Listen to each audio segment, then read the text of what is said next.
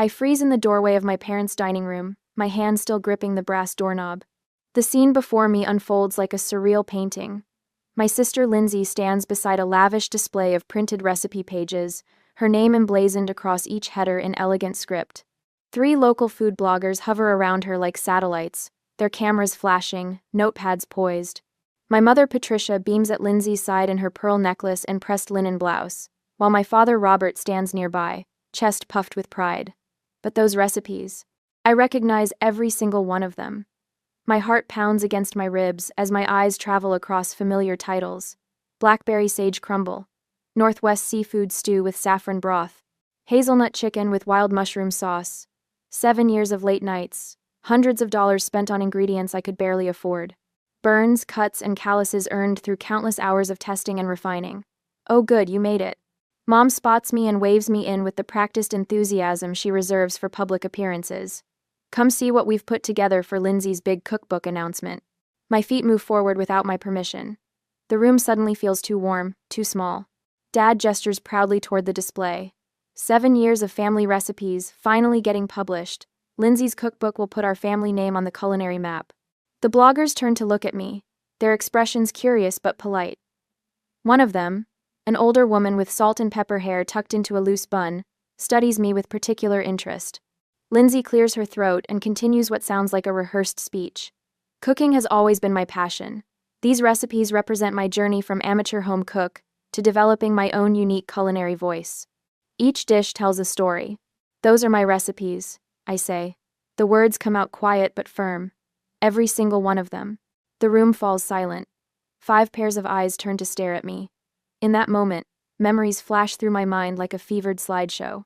Nights in my tiny apartment kitchen, testing the blackberry crumble recipe 14 times until the balance of sage was perfect.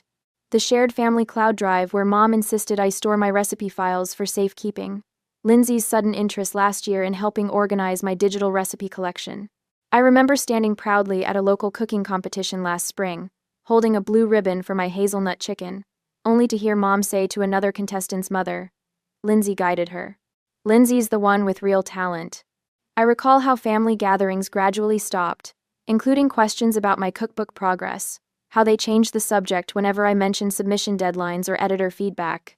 My mother's smile doesn't falter, but her eyes harden. She glides toward me and places a firm hand on my shoulder. "Don't make a scene," she whispers, her voice sweet but threaded with warning. This is Lindsay's moment. Why can't you be happy for your sister? Before I can respond, Dad appears at my other side. His fingers dig into my elbow as he steers me toward the hallway. "We've invested good money in this publishing deal," he mutters through clenched teeth. "Don't ruin this for the family." I pull away from his grip, surprisingly steady despite the trembling I feel inside. Lindsay steps forward, her eyes wide with practiced innocence. "I thought we were doing this together, Kristen. You know I've always supported your cooking." The bloggers exchange uncomfortable glances. The older woman with the salt and pepper hair catches my eye, a question forming on her lips. For a moment I waver. This is my family. The people who shaped me, raised me, whose approval I've sought my entire life. Walking away would be easier. Letting Lindsay have this moment would avoid the impending explosion. But then I think about the nights I worked double shifts as a waitress to afford saffron for my seafood stew. The mornings I woke at 4 a.m. to test pastry recipes before my teaching assistant job at the culinary school.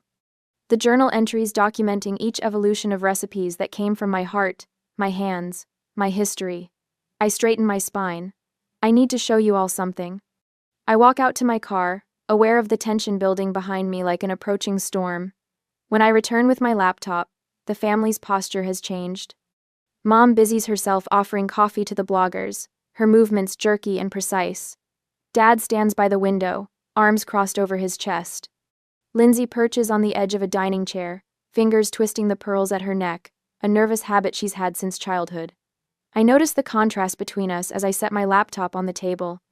Lindsay in her crisp white blouse and tailored slacks, her nails perfectly manicured.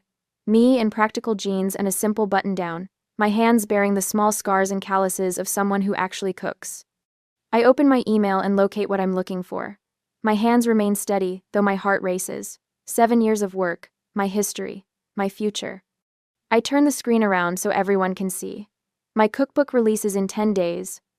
I say, pointing to the publishing contract with my name on it. These are my copyrighted recipes, and I have the documentation to prove it. The bloggers lean forward, their interest visibly shifting from Lindsay to me. The older woman with the salt and pepper hair pulls out her phone and begins taking photos of my screen. Mom's face drains of color. Dad takes a half step forward, then stops, unsure what to do next. Lindsay looks from me to Mom, her confidence crumbling. Mom? She whispers. What's going on? Before anyone can answer, my phone rings. I check the screen, my lawyer, right on schedule. I should take this, I say, picking up my phone. It's about the cease and desist letter that was just delivered. I place my laptop on the dining table with deliberate calm, though my fingers tremble slightly as I open the lid. The three food bloggers lean forward, their curiosity palpable in the sudden silence. Let me show you what 7 years of work looks like, I say, pulling up a folder labeled Recipe Development Timeline. The first photo appears on screen, me in my tiny apartment kitchen, dated exactly 7 years ago, surrounded by 15 variations of blackberry crumble, my hair dusted with flour, eyes bloodshot from testing until 3 a.m. I scroll through hundreds more photos, each meticulously dated and annotated. I have over 3,000 development photos. I explain, voice steady despite the storm raging inside me. Every test, every failure, every success. Next, I open my email folder. Here's my correspondence with Westbrook Publishing from last year. I turn the screen so everyone can see. Note the timestamp and contract details. Patricia lunges forward, attempting to shut my laptop. This is just a misunderstanding, she says, her voice honeyed but eyes flashing with panic. We can work this out privately, as a family. I think you should all leave, Dad says to the bloggers, puffing up his chest. This is a private family matter. The woman with salt and pepper hair, Diane, according to her press badge, stays firmly in place. Actually, I'd like to hear more. She looks at me with unexpected kindness. Don't you want to know the real story behind these recipes?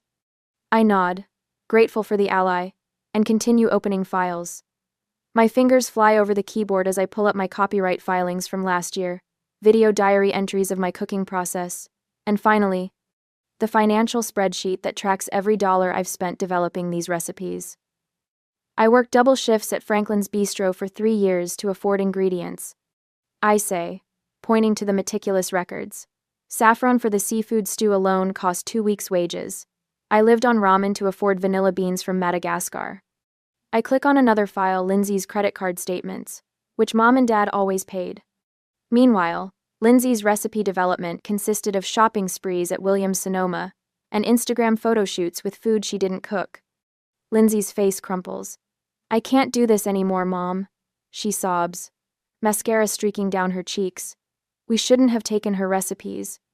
Mom's perfectly manicured hand grips Lindsay's arm. Be quiet, she hisses. But Lindsay continues, words tumbling out. I tried to cook like Kristen, I really did. But I can't. I never could. I don't have her talent. The admission hangs in the air for a moment before Lindsay's tears miraculously dry up. She straightens her posture and lowers her voice to a wounded whisper. I only went along because Mom and Dad insisted. They said you were wasting your talent, that someone needed to do something with these recipes. That's enough, Lindsay, Mom snaps before turning to me, voice softening to that persuasive tone I've known all my life. Everything we do is for this family, Kristen. You've always been so independent, while Lindsay needed our support. Her words hit their familiar target, the part of me that's always felt like the difficult child, the one who never quite fit the family mold. We just thought Lindsay would be a better face for the brand. Mom continues, You've always been so, behind the scenes. Behind the scenes? I repeat, feeling heat rise in my cheeks. You mean doing the actual work? Dad clears his throat. Your college fund financed this publishing deal, he says, as if that justifies everything. It was an investment in the family name. My college fund? The revelation hits me like a physical blow. The money Grandma left specifically for my education? Before anyone can respond, Diane stands up. I've followed Kristen's recipe development on her blog for years, she announces to the room. I recognize these dishes. That seafood stew won the Cascadia cooking competition last spring. My phone chimes with a text, then another, and another. I glance down to see messages flooding in from my cooking class students. Just heard about your cookbook. Can't wait. Will you sign my copy?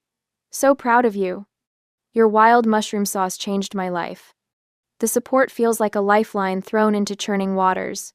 The front door opens, and a balding man in an expensive suit enters. Patricia, what's this emergency? He notices the tense scene and hesitates. Howard, thank God you're here, Mom says to their family lawyer. We need to stop this cookbook situation immediately.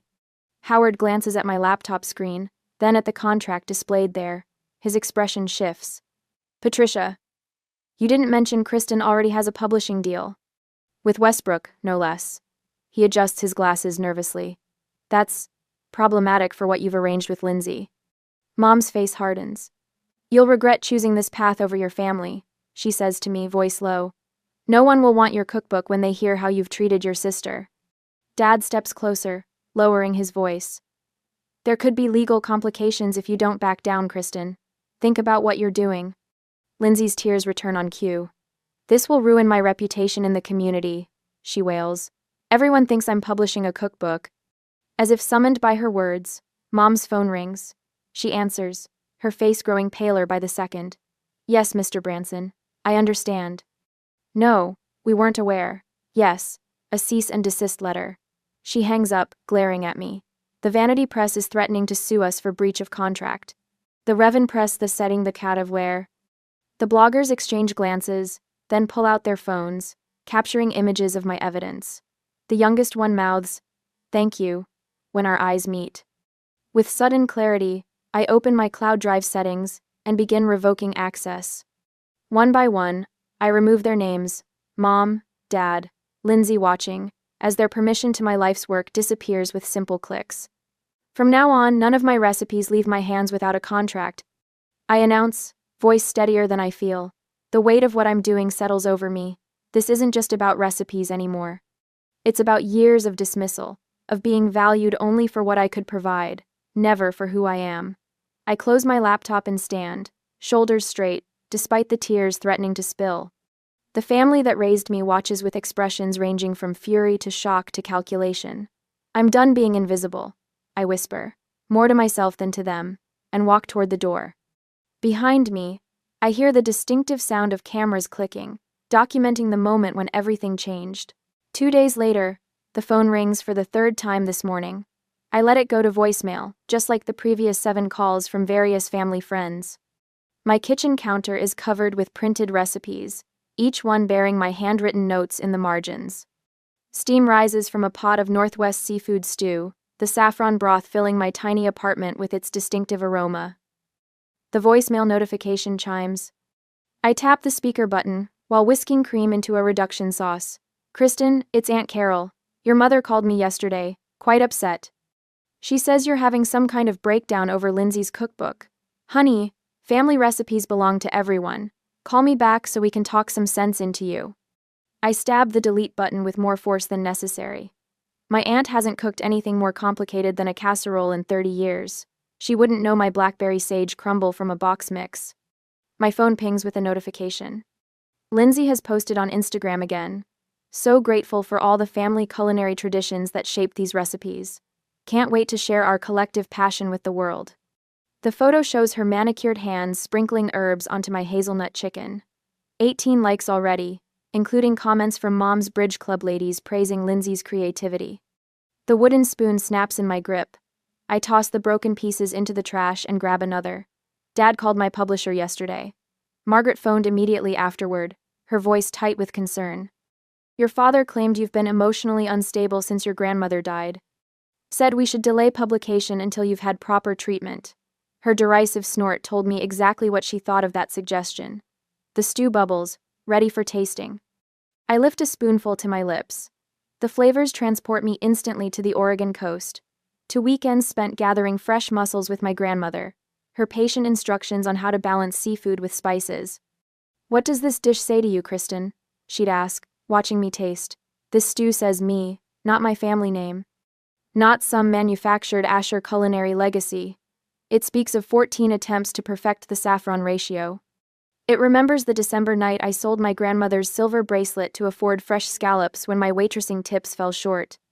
I ladle the stew into storage containers, methodically labeling each one with the date and batch number. My kitchen whiteboard now holds a schedule. 1 recipe per day, 72 recipes total, each prepared exactly as written in my manuscript. Each one photographed, documented, and tasted. Each one mine. Margaret suggested adding personal stories to the recipes. Something Lindsay could never fabricate, she said with steel in her voice. Your connection to these dishes is what makes them special. The afternoon slips away as I write the story of the seafood stew coastal trips with grandmother. Her knowing smile when I first balanced the herbs correctly.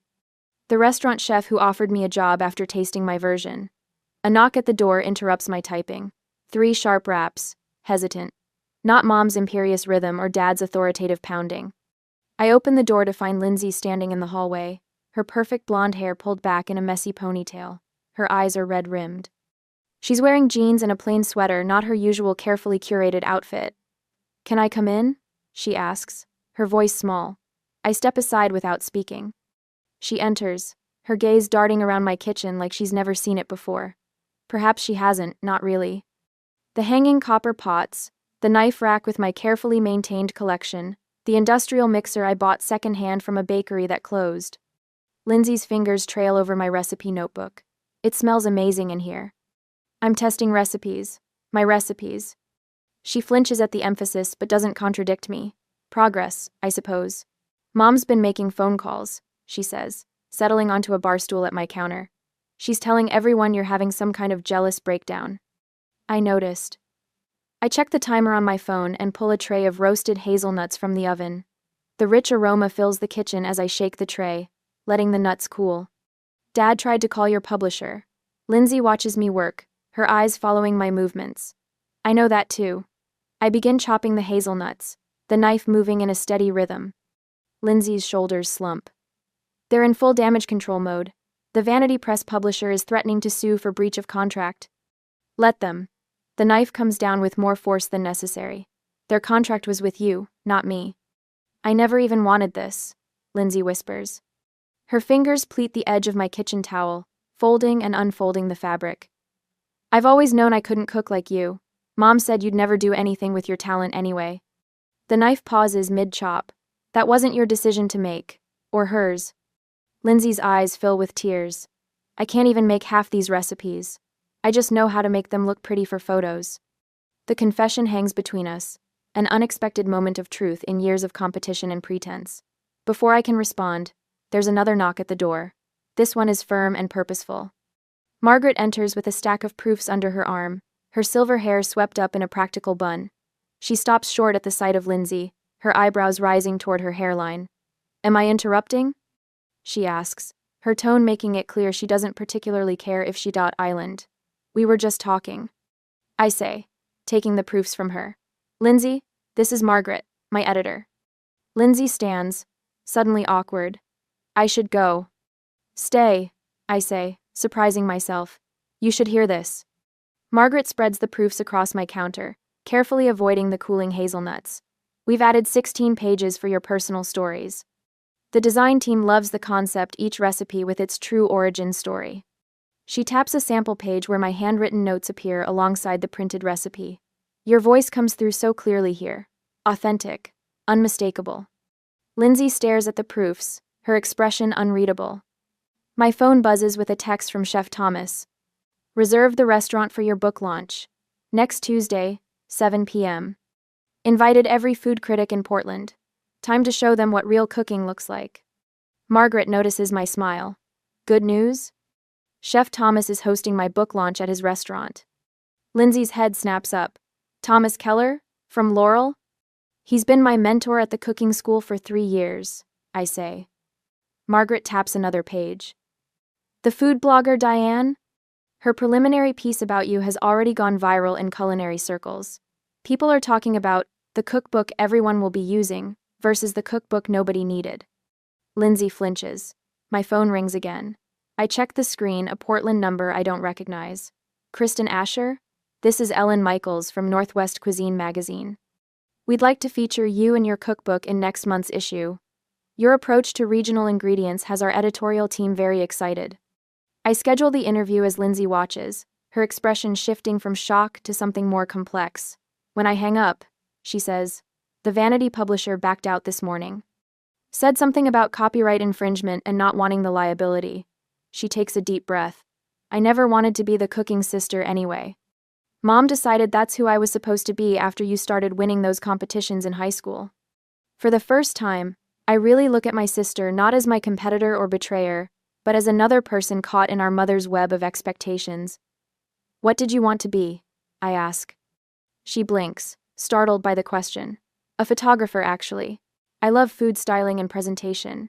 But Mom said that wasn't prestigious enough unless I was the chef too. Margaret watches our exchange with shrewd eyes before gathering her things.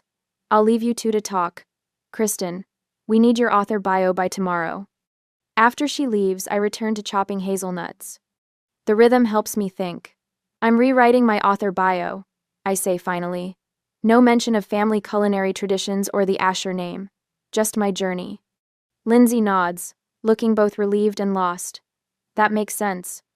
After she leaves, I stand alone in my kitchen as darkness falls outside my window. I pull out the ingredients for my grandmother's apple pie. Granny Smith, apples, cinnamon, nutmeg, and her secret ingredient, a splash of bourbon in the filling. As I roll out the dough, memories flood back standing on a stool beside her, my small hands covered in flour, her patient voice guiding me through the process. This was before Mom decided Lindsay should be the family star, before cooking became about appearance rather than substance. Tears fall onto the countertop as I crimp the edges of the pie, just as my grandmother taught me. I'm not betraying her legacy by standing up for myself. This is how I've always shown love, through food made with care and integrity. The pie goes into the oven as I open my laptop. I begin documenting every text, every social media post, every call from my family attempting to undermine my book release. Chef Thomas has already collected statements from my cooking class students. Diane and her fellow bloggers have screenshots of Lindsay's posts claiming collaborative recipe development. I work until midnight, compiling everything into a comprehensive press kit that tells my true culinary journey. My phone buzzes with a text from Margaret. Package arrived for you at the office, marked personal. Bringing it tomorrow. The next morning, Margaret arrives with a sealed manila envelope. This was sent to the publisher 3 years ago, with instructions to give it to you when your cookbook was ready for publication. My hands tremble as I open it. Inside are dozens of yellowed recipe cards in my grandmother's distinctive handwriting. A note sits on top. For Kristen, who truly understands these recipes. I spread the cards across my counter, the original family recipes, some dating back 3 generations. The legitimacy these cards add to my cookbook is beyond value, but it's the validation that brings fresh tears to my eyes. The final card contains her most treasured recipe, bourbon apple pie with rosemary crust. At the bottom, she's written, created by Eleanor Asher, perfected by Kristen Asher. With steady hands, I add it to my manuscript as the book's final page, the past and future of my culinary journey coming full circle. The next day, my phone buzzes with a text from Margaret. The press release has gone live. I set it face up on my kitchen counter, watching notifications flood the screen like water boiling over. For 7 years, I've poured everything into these recipes. Now, finally, people will know they're mine. How's it look? Chef Thomas asks, arranging blackberry crumbles on a serving tray. His restaurant kitchen bustles with staff preparing for tonight's preview dinner. Perfect, I say, checking my watch. Food critics arrive in an hour. Better than when I made it at home. Thomas snorts. Not possible. Your recipes translate beautifully to professional kitchens. That's rare, Kristen. I slide advance copies of my cookbook from their shipping box, each with a handwritten note tucked inside. My fingers trace the cover where my name appears above the title. From My Kitchen, a heritage of Northwestern flavors. Below it, a photo of my grandmother's handwritten recipe cards. Their edges worn from decades of use. Your grandmother would be proud, Thomas says, noticing my lingering touch. Before I can respond, my phone rings. Diane, they're scrambling, she says without greeting. Your mother arranged some last-minute cookbook announcement for Lindsay at Hartley's bookshop. My stomach tightens. When? Tomorrow. They're calling it Family Table, the Asher legacy of Northwestern cuisine. I close my eyes, counting breaths. They actually think they can still pull this off? The journalist from Portland Monthly tested one of their sample recipes. Complete disaster. The proportions were all wrong. Diane's laugh has a sharp edge. Lindsay couldn't explain why the baking temperature was so high, said something about creative interpretation of traditional methods. She always did think cooking was about appearances, not technique. Your father tried threatening the publisher with legal action. How'd that go? Your copyright documentation shut that down fast. Margaret says their lawyer looked like he'd swallowed a lemon. The kitchen door swings open as waitstaff file in for final instructions. I need to focus. I'll call you after the preview dinner. I promise. Thomas claps his hands, gathering his team. Tonight, he announces, we're featuring recipes from Portland's most authentic new cookbook. The author happens to be with us tonight. Warmth spreads through my chest as his staff turns toward me with genuine interest. No family pressure, no manipulation, just professional respect. My phone vibrates again. A local radio station has posted their morning interview with Lindsay. I press play. These recipes represent our family traditions, Lindsay says, her voice polished from years of practice. Then the host asks about technique for the hazelnut chicken. Lindsay stumbles. Well, that's actually, the recipes were always Kristen's strength. I focused more on presentation and I shut it off, a bitter smile pulling at my lips. The truth slips out when she's cornered with actual cooking questions. The preview dinner unfolds like a dream. Each course brings appreciative murmurs, notes jotted in small books, photographs taken of plating. Chef Thomas introduces me before dessert, and I speak briefly about my journey. When I mention my grandmother's handwritten recipe cards given to me because she recognized who truly understood their heart, the room grows quiet, attentive. No mention of my parents. No mention of Lindsay. Just my voice, my journey, my recipes. Later that night, notifications continue to ping. Margaret forwards an email showing pre-orders exceeding projections. Chef Thomas's Instagram post featuring my seafood stew has gone semi-viral in local food circles. 3 cooking blogs have published supportive pieces, each mentioning the questionable competing announcement from the Asher family. Morning brings more validation. A regional morning show wants me to demonstrate techniques next week. A national cooking magazine requests a feature article written by me, not about me. Then my phone rings. Lindsay. I never wanted to be a cookbook author anyway, she says, her voice small. I say nothing, letting silence fill the space between us. The Vanity Press dropped our project, she continues. Dad's furious. Mom's locked herself in her room. Still, I wait.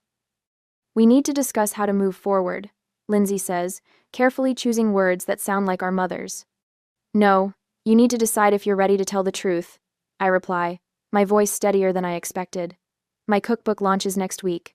My website goes live tomorrow. My culinary voice is finally being heard. Kristen. I've spent years being invisible in this family. Never again. After hanging up, I open my laptop to check final proofs for my website. Professional photos show me working in the kitchen, testing recipes, teaching classes. My bio mentions culinary influences without a single reference to my family. A new email arrives from my publisher Advanced Reviews calling my writing authentic and passionately knowledgeable. I run my fingers over my grandmother's handwritten note one more time. For Kristen, who truly understands these recipes. For the first time, I fully believe it. The cookbook sits beside me, my name embossed on the cover. 7 years of work. My history. My future. Mine. I pick up 3 copies and write brief inscriptions inside each. One for Mom, one for Dad, one for Lindsay. Not seeking approval, not expecting apologies. Simply stating facts. These recipes were always mine. Now everyone knows it. I may not have won my family, but I've reclaimed something more important, my voice, my work, my story. The ingredients of a life that belongs entirely to me. On the book promotion day, Tuesday next week, I scan the packed venue from behind the curtain, clutching my grandmother's recipe cards. Chef Thomas gives my shoulder a reassuring squeeze. We've got a full house, he says. Your moment of triumph. Then I see them seated front row center like honored guests. My mother Patricia, her pearl necklace catching the light. My father Robert in his best blazer. And Lindsay, looking smaller somehow, her eyes darting around the room. My stomach tightens. What are they doing here? Chef Thomas follows my gaze. They arrived early, insisted on front row seats, said their family. Before I can respond, Margaret hurries over. Kristen, we need to start in 5. Are you ready? I nod, but my confidence wavers. They shouldn't be here. Not after everything. As I make final preparations at the side of the stage, I feel a presence beside me. Patricia, her smile tight and practiced. Darling, what a wonderful turnout, she says, voice honeyed for potential eavesdroppers. Your father and I are so proud. I continue arranging my presentation materials. Why are you here? She leans closer, her perfume overwhelming. This family stood by you for years. You owe us acknowledgement. I meet her eyes. I owe you nothing. Be reasonable, Kristen. Her voice drops. We raised you, supported your hobby. A simple thank you in your speech costs you nothing. Robert appears at her side. There could be family legal action if we're excluded entirely from your narrative. He says, straightening his tie. Think carefully about what you say up there. Before I can respond, Lindsay approaches, hanging back slightly from our parents. Kristen, please, she says, voice barely above a whisper. We're family. Can't we heal this through some shared credit? Everyone makes mistakes. Mistakes? I repeat. You tried to steal 7 years of my work. Patricia's hand grips my wrist. Your grandmother would be heartbroken to see you reject your family this way. The mention of my grandmother sends a surge of heat through my chest. I pull away from her grasp. Don't you dare bring her into this. A staff member signals it's time. I walk away from them, leaving their expectations hanging in the air. As I step onto the stage, applause washes over me. The bright lights momentarily blind me, but when my vision clears, I see my family seated front and center, Patricia's confident smile beaming up at me. For a heartbeat, I hesitate. My grandmother's handwritten recipe cards sit before me on the podium. I run my finger over her familiar script, and suddenly I know exactly what to say. Authenticity, I begin, my voice steady, is the most important ingredient in any recipe. The room quiets. I launch into my presentation, highlighting my culinary journey from my first childhood attempts at baking, to culinary school, to the years spent perfecting each recipe in my book. As I speak, I watch my mother's smile falter. I acknowledge every person who supported me, Chef Thomas for his mentorship, Margaret for her editorial brilliance, the local farmers who provided ingredients, my test kitchen volunteers. I name them all, deliberately and conspicuously omitting my immediate family. And most importantly, I continue, holding up a stack of yellowed recipe cards, I want to acknowledge the true inspiration behind this cookbook, my grandmother Eleanor. A hush falls over the audience as I read aloud. For Kristen, who truly understands these recipes. My grandmother wrote these words before she passed, entrusting me with our family's culinary heritage. Patricia shifts in her seat. Robert's jaw tightens. The slideshow behind me displays photos of my journey, me at 22, in my first apartment kitchen, burns on my arms from testing the seafood stew. Me at 25, winning my first cooking competition. Screenshots of my detailed recipe development logs, all time-stamped, all documented. Chef Thomas takes the microphone next. I've watched Kristen develop these recipes over years, he tells the audience. Her voice in the culinary world is unmistakably her own. Margaret follows, describing the quality of my original manuscript, the authenticity that jumped off every page. With each testimony, my family sinks lower in their seats. When I return to the podium, I take a deep breath. I need to address some recent confusion regarding the origins of this cookbook. I say, my voice calm but firm. These recipes represent my personal journey, my late nights, my burns and cuts. They were never a collaborative family project. Murmurs ripple through the crowd. Some heads turn toward my family. In the spirit of supporting others, finding their authentic culinary voice, I'm announcing the Eleanor Marsh Culinary Scholarship for Struggling Chefs. I pause, letting the significance of using my grandmother's maiden name sink in. Because true family supports your journey, not just your success. The room erupts in applause. Patricia's rigid smile crumbles completely. Robert stands, taking her elbow, and escorts her from the room mid-presentation. Their abrupt exit draws more curious glances, but Lindsay remains seated. Through the stage lights, I see tears streaming down her face as she slowly joins the applause. After the presentation, a long line forms for book signings. Chef Thomas, Margaret, and Diane hover nearby, beaming with pride. For hours, I sign copies, chat with readers, and accept congratulations. As the venue empties, I gather my things, exhausted but exhilarated. Then I notice her, Lindsay, waiting at the end of the now empty signing table, a copy of my cookbook clutched against her chest. Our eyes meet across the quiet space. She approaches hesitantly. "I didn't deserve a copy," she says, "but I bought one anyway." I cap my pen, watching her. "Is there any way to fix what we broke?" she asks, her voice small in the cavernous room. I study my sister's face, familiar features arranged in an expression I've rarely seen, genuine remorse. "That depends," I say finally, "on what you're willing to admit." Sunlight streams through the wide windows of my new test kitchen, casting golden rectangles across the polished countertops. I run my fingers along the cool marble surface, still unable to believe this space belongs to me. 6 months ago, I was testing recipes in my cramped apartment, hunched over a wobbly table salvaged from a yard sale. Now, framed reviews of my cookbook line one wall, the centerpiece being the glowing write-up from the New York Times calling me a refreshing voice of culinary authenticity. The timer chimes, and I slide on oven mitts to retrieve my hazelnut chicken, the dish that started everything. The aroma fills the room, rich with wild mushrooms and herbs. I'm plating the 6th course for tonight's dinner when the doorbell rings. Chef Thomas arrives first, bearing a bottle of champagne. Margaret follows with a bouquet of fresh herbs instead of flowers. Diane hugs me warmly, whispering congratulations about my 2nd cookbook contract. One by one, they fill my dining room with laughter and genuine admiration. Only one chair remains empty. When the doorbell rings again, conversations pause. I wipe my hands on my apron and open the door to find Lindsay standing alone, clutching a small package, her knuckles white with tension. "The food's getting cold. Come in," I say, stepping aside. The table settings echo that terrible day in our parents' dining room, my recipes displayed for all to see. But this time, each dish bears my name, each plate represents my journey. Lindsay's eyes dart around the room, taking in the success I've built without our family. "This is incredible, Kristen," she says, her voice barely above a whisper. I can actually taste the story in each bite. Chef Thomas raises his glass. "To Kristen's 2nd cookbook pre-orders already outpacing the 1st. And to the online community," Diane adds.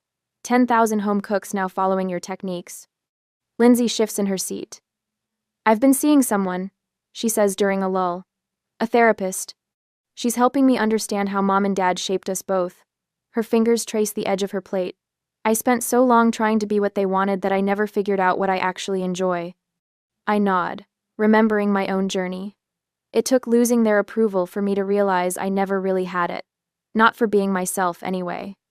"I found this," Lindsay says, sliding the small package across the table. "Inside is our grandmother's antique cookie cutter, shaped like a maple leaf.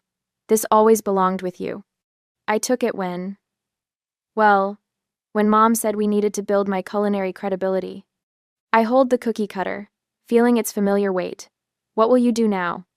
"I don't know," she admits. "Everything I've done has been their idea, including taking your recipes." I study my sister's face, seeing genuine confusion there. "You know, your food styling is actually excellent. I know someone who needs that skill for a project." "You'd help me? After everything?" "Your visual sense with my recipes. It could work if we're honest about who brings what to the table." The next morning, I stand alone in my kitchen, arranging grandmother's recipe cards beside my published cookbook. In the window glass, I catch my reflection no longer hunched or uncertain, but standing tall. I begin mixing ingredients for something new, my movements confident and purposeful. This kitchen, these recipes, this life all created on my terms. The betrayal that nearly broke me became the foundation for something stronger, something true. And truth, I've learned, is the most essential ingredient of all.